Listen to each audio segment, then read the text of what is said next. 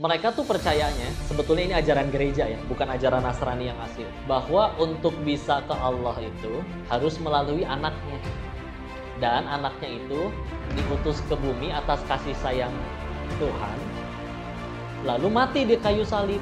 Loh, kok anak Tuhan mati atau Tuhan mati? Oh, itu untuk menebus dosa manusia. Jadi, kalau mengaku jadi Nasrani dosanya udah ditanggung semua, Bu. Satu dunia tuh Nabi Isa. Tapi itu ya, itu mah proses berpikirnya. Singkat cerita, itu tidak menenangkan. La ilaha illallah Muhammadun Rasulullah alaihi salatullah wa alihi wal ahibba. Bismillahirrahmanirrahim. Assalamualaikum warahmatullahi wabarakatuh.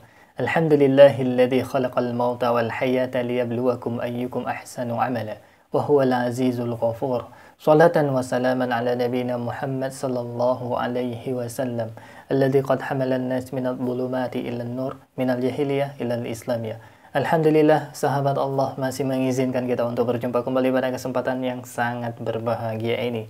Alhamdulillahirabbil alamin. Tidak bosan-bosannya saya ingatkan kepada para sahabat untuk menonton konten ini sampai dengan tuntas, karena konten kita kerap kali membicarakan mengenai akidah dan perbandingan agama. Saya khawatir terjadi kesalahpahaman di kalangan sahabat seandainya menonton sepenggal-penggal atau bagian tertentu saja. Semoga Allah melindungi iman kita sampai akhir hayat. Amin ya rabbal alamin. Terus dukung channel dakwah ini dengan cara klik tombol subscribe, like, komen, dan share. Dengan cara subscribe, dengan cara like, dengan cara share, sahabat sudah ambil bagian dalam membentengi umat dari pemurtadan.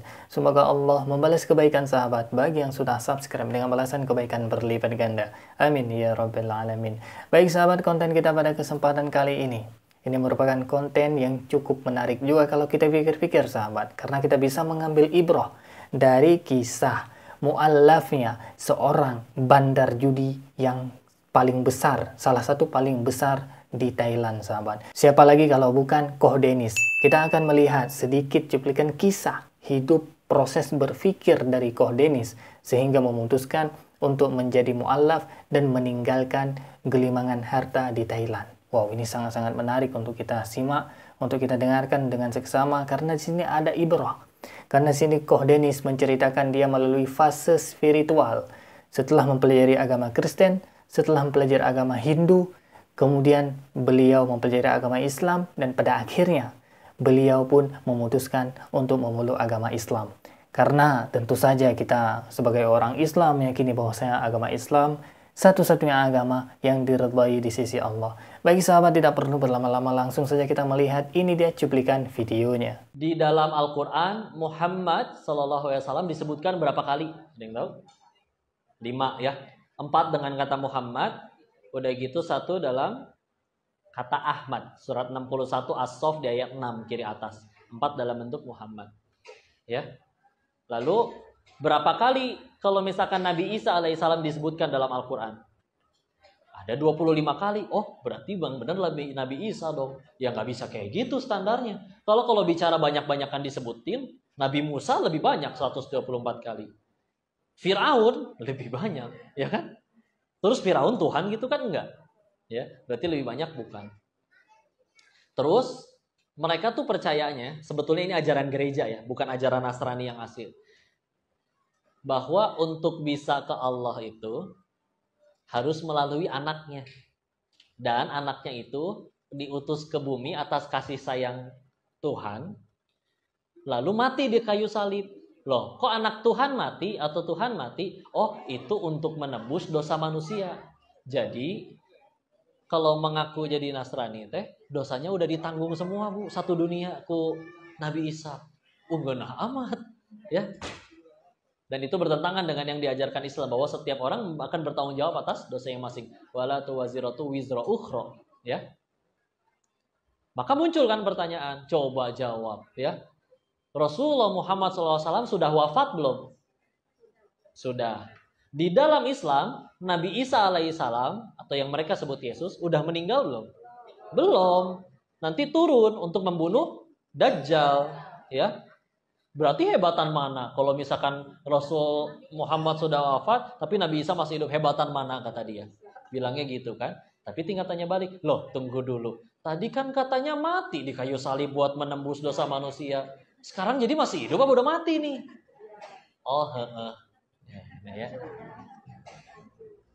Ya, gitu ya. Tapi itulah ya, itu mah proses berpikirnya. Singkat cerita, itu tidak menenangkan. Oh, sedikit kita bicara tentang Buddha. Bicara tentang Buddha itu, inti ajarannya sederhana. Cinta kasih universal. Pokoknya kamu hidup berbuat baik, nanti kamu dapat karma baik. Kamu hidup berbuat buruk, nanti dapat keburukan. Udah gitu doang. Kalau ada orang Buddha seumur hidup nggak pernah ke wihara, tapi dia berbuat baik terus, dia tetap Buddha yang taat. Gampang ya dipahaminya ya. Terus Buddha teh siapa? Orang atau apa atau gimana? Jadi kayak itu tuh suatu tingkatan. Yang kalau mereka percayanya kan reinkarnasi ya. Pernah nonton film Sun Gokong nggak? Ya kan? Reinkarnasi itu setelah kita berbuat baik terus, nanti bisa naik kasta pas reinkarnasi jadi dewa, jadi Buddha. Keluar dari lingkaran, disebutnya lingkaran samsara, lingkaran penderitaan. Lalu, kalau hidupnya banyak berbuat buruk terus, nanti ketika reinkarnasi bisa jadi nyamuk, bisa jadi kucing, iya turun gitu. Itu tadi film Sun Gokong, dulu ada namanya, ini di sudut pandang itu ya, di film Sun Gokong. Ada namanya Jenderal Tianfeng. Jatuh cinta kepada Dik Chang'e, ya. Iya kan? Namanya Chang'e, rembulan artinya ya. Lalu dipanggilnya adik ya. Tapi karena tidak berhasil bertepuk sebelah tangan bunuh diri. Ketika masuk ke alam baka, harusnya reinkarnasi jadi manusia. Jatuh ke lubang babi, jadi Cupatkai. Ya gitulah ya. Itu tuh sejarahnya. Tapi oke, dia ngajarin berbuat baik, orang-orangnya juga pada santun, lembut ya, terkesan lebih tenang gitu. Tapi nggak menjawab tentang si maha awal itu. Di Sun Gokong itu banyak dewa, Bu. Tapi tidak diceritakan yang mana dewa yang telah ada lebih awal dan menciptakan dewa yang lain, enggak.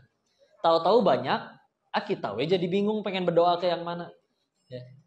Bagi-bagi tugas mereka, bagi-bagi job desk. Kamu dewa cinta, ini dewa gunung, ini dewa apa gitu ya. Jadi ya mereka banyak orang baik, Masya Allah. Tapi sih untuk waktu itu ngejawab akalnya itu nggak ketemu di akal saya. Sampai tentunya kalau di dalam Islam mah jelas ya. Dari mana kita berasal, Allah menciptakan semuanya. Begitu banyak ayat menciptakan lillahi ma fis samawati wal ard. Bahwa langit dan bumi berarti milik Allah ya. Lalu khalqi fis samawati wal ard, menciptakan apapun yang ada di langit dan di bumi. Begitu banyak lah itu mah ayatnya. Lalu ayat yang kedua, untuk apa kita diciptakan? Juga sama ada jawabannya. Ini lebih terkenal. Quran surat 51 Az-Zariyat ayat 56. Wa ma khalaqtul jinna wal ins illa liya'budun. Tidaklah kuciptakan jin dan manusia kecuali untuk beribadah. Dipertegas lagi yang sering dijadikan potongannya dibaca juga kayak doa iftitah. Ya, ayat Quran surat ke-6 Al-An'am 162-nya. Qul inna sholati wa nusuki wa mahyaya wa mamati lillahi rabbil alamin. Bahwa jangankan salatnya, ibadahnya, hidup dan matinya pun untuk Allah, pemilik Tuhan semesta alam. Lalu setelah mati akan kemana? Jelas ya. Itu di dalam Islam juga. Tentang juz 30 itu banyak sekali tentang alam setelah kematian. Ya. Sehingga itu kalau dibuka mah akhirnya menjawab kalau waktu itu. Dan memang ketika Al-Qur'an itu dibuka masih di halaman pertama setelah Al-Fatihah, buka aja setelah Alif Lam Mim. Setelah Al-Fatihah ya. Dzalikal kitabul la raiba fihi. Bu, kalau kita baca buku, kalau kita baca skripsi, baca apapun, punten, di kata pengantar, pasti ada ucapan dan penulis memohon maaf jika ada kesalahan dalam semua. Lihat buku apapun. Bahkan bukan tentang buku Islaman.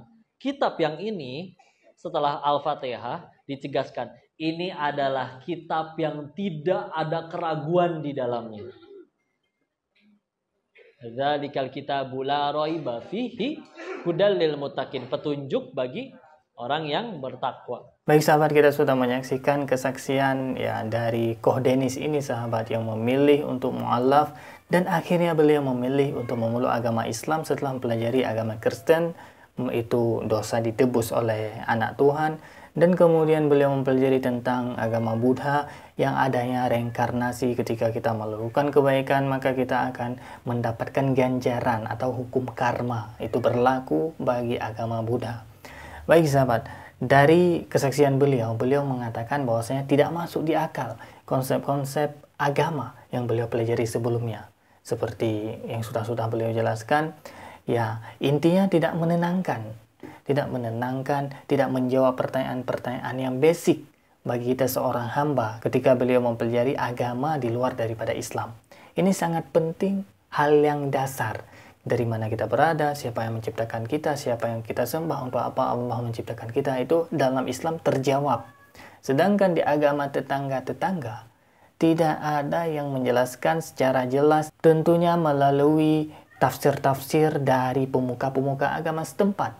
Tidak memiliki dalil secara eksplisit atau literlek sahabat. Sedangkan ayat-ayat yang ada dalam agama tetangga itu biasanya perlu ditafsirkan secara ambigu supaya ya kita dijuruskan kepada pemahaman ya si pemuka agama tertentu. Kalau kita tanya kepada pemuka agama yang lain tentunya bisa saja berbeda.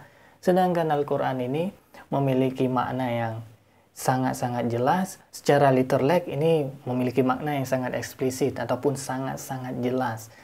Kemudian ditafsirkan untuk memudahkan kita untuk memahami. Baik sahabat, demikian yang dapat saya sampaikan. Dan pada intinya bagi saudara-saudara saya yang di luar daripada Islam, coba Anda pelajari Islam terlebih dahulu sebelum Anda termakan dengan propaganda-propaganda yang diciptakan oleh media. Islam itu teroris, Islam itu radikal, dan sebagainya. Pelajarilah suatu agama itu dari kitab sucinya. Jangan pernah Anda melihat umatnya terlebih dahulu, karena umatnya bisa tersalah, karena pengikut agama tertentu bisa bersalah. Sedangkan kitab suci, hal yang sudah pasti, sudah mutlak, itu tidak mungkin bersalah. Andai kata kitab suci bermasalah, andai kata kitab suci memiliki masalah ataupun kesalahan, maka tidak pantas disebut sebagai kitab suci. Maka move on kepada kitab suci yang lain. Ini pesan saya kepada saudara-saudara saya yang di luar daripada Islam. Baik sahabat, demikian yang dapat saya sampaikan. Adapun yang baik itu datangnya dari Allah, yang salah, yang khilaf murni dari keterbatasan ilmu, saya mohon diperbaiki maaf dan saya mohon ampun kepada Allah Subhanahu wa taala. Terus dukung channel dakwah ini dengan cara klik tombol subscribe, like, komen, dan share. Dengan cara mensubscribe, dengan cara men-like, dengan cara men-share, sahabat sudah ambil bagian dalam membentengi umat dari pemurtadan. Semoga Allah membalas kebaikan sahabat bagi yang sudah subscribe dengan balasan kebaikan berlipat ganda. Amin ya rabbal alamin. Terima kasih bagi yang sudah menonton. Hadanallah wa iyyakum ajma'in. Akhirul kalam, wassalamualaikum warahmatullahi wabarakatuh. La ilaha illallah Muhammadun Rasulullah alaihi salatullah wa alihi